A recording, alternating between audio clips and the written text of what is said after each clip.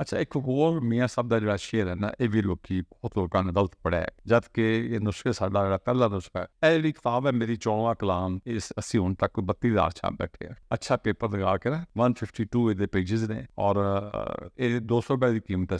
ਕਿਤਾਬਾਂ ਵਾਲਿਆਂ ਨੂੰ ਇਹਨੂੰ ਬਟਾ ਕੇ ਕੀਮਤ ਜ਼ਿਆਦਾ ਨਹੀਂ ਵੇਚਣੀ ਚਾਹੀਦੀ, ਗਲਤ ਇਹ ਜ਼ੁਲਮ ਕਰਦੇ ਨੇ। ਖਾਸ ਕਰ ਦਰਬਾਰ ਤੇ ਬੰਦੇ ਬੈਠੇ ਨੇ, ਉਹਨਾਂ ਨੂੰ ਪ੍ਰਾਈਸਿਸ ਕਿਤਾਬ ਦੀਆਂ ਬਦਲਣੀਆਂ ਨਹੀਂ ਚਾਹੀਦੀਆਂ। ਸਾਹਮਣੇ ਸਾਹਿਬ ਦਰਬਾਰ ਨੇ ਮੀਆਂ ਸਾਹਿਬ, ਉਹਨਾਂ ਦੀ ਕਿਤਾਬ ਹੈਗੀ ਆ, ਉਹਨਾਂ ਨੂੰ ਕਾਫੀ ਇਹਦੇ 'ਚ ਮੁਨਾਫਾ ਮਿਲਦਾ ਹੈ ਹਾਸਾ। ਤੇ ਮੀਆਂ ਸਾਹਿਬ ਇਹ ਕਹਿ ਰਹੇ ਨੇ, ਇਹ ਜਿਹੜਾ ਸ਼ੇਰ ਹੈ ਨਾ, ਇਹਨੂੰ ਉਹਨਾਂ ਨੇ ਲੋਕਾਂ ਨੇ ਗਲਤ ਪੜ੍ਹ ਛੱਡਿਆ, ਬਹੁਤ ਲੋਕਾਂ ਗਲਤ ਪੜ੍ਹਿਆ ਇਸ ਨੂੰ। ਸ਼ੇਰ ਗਲਤ ਕਿਹੜਾ ਪੜ੍ਹਿਆ ਨੇ, ਉਹ ਆਮ ਤੌਰ ਤੇ ਕਹਿੰਦੇ ਨੇ ਫਸ ਗਈ ਜਾਨ ਸ਼ਿਕੰਜੇ ਅੰਦਰ, ਜੋ ਵੇਲਣ ਵਿੱਚ ਗੰਨਾ, ਰਾਹ ਨੂੰ ਕਿਹਾ ਜੇ ਰਵੇ ਮੁਹੰਮਦ ਜੇ ਰਵੇ ਤਾਂ ਮੰਨਾ। ਐਸਾ ਨਹੀਂ ਹੈਗਾ ਸ਼ੇਰ। ਇਹ ਸੈਫ ਮਲੂਕ ਵਿੱਚ ਵੀ ਸ਼ੇਰ ਇਸ ਤਰ੍ਹਾਂ ਨਹੀਂ ਹੈਗਾ। ਸੈਫ ਮਲੂਕ ਜਿਹੜਾ ਦਾ ਐਕੂਰੇਟ ਮਤਨ ਹੈ, ਟੈਕਸਟ ਹੈ, ਦੁਰਸਤ ਮਤਨ, ਉਹ ਹੈ ਕਿ ਪਕੜੀ ਜਾਨ ਅਜ਼ਾਬਾ ਜਿਉਂਕਰ, ਵੇਲਣੇ ਆ ਮੂੰਹ ਬੈਠਾ, ਕਿ ਵੇਲਣਾ ਜਿਹੜਾ ਜਿਹਦੇ ਚ ਗੰਨਾ ਉਹਦੀ ਰੋਹ ਕੱਢੀ ਜਾਂਦੀ ਹੈ। ਮੀਆਂ ਸਾਹਿਬ ਕਹਿੰਦੇ ਨੇ ਕਿ ਪਕੜੀ ਜਾਨ ਅਜ਼ਾਬਾ ਜਿਉਂਕਰ, ਜਾਨ ਜਿਹੜੀ ਮੇਰੀ ਹੈ ਉਹ ਅਜ਼ਾਬਾ ਨੇ ਇਸ ਤਰ੍ਹਾਂ ਫੜੀ ਹੈ ਜਿਵੇਂ ਗੰਨਾ ਜਿਹੜਾ ਹੈਗਾ ਉਹ ਬੇਲਣੇ ਦੇ ਵਿੱਚ ਹੁੰਦਾ, ਜਾਂ ਗੰਨੇ ਬੇਲਣੇ ਚ। ਸੋ ਬੇਲਣੇ ਆ ਮੂੰਹ ਗੰਨਾ। ਆਖਣ ਰਾਹ ਰਾਹ ਮੁਹੰਮਦ ਸਬਰ ਪਿਆ ਬਿਨ ਪੰਨਾ, ਪਿਆ ਬਿਨ ਪੰਨਾ। ਸਬਰ ਜਿਹੜਾ ਹੈ ਉਹ ਮੈਂ ਪਿਆ ਦੇ ਬਗੈਰ ਜਿਹੜਾ ਨਾ ਉਹ ਆਪਣਾ ਭੰਨਣ ਲੱਗਾ ਫੜ ਕੇ।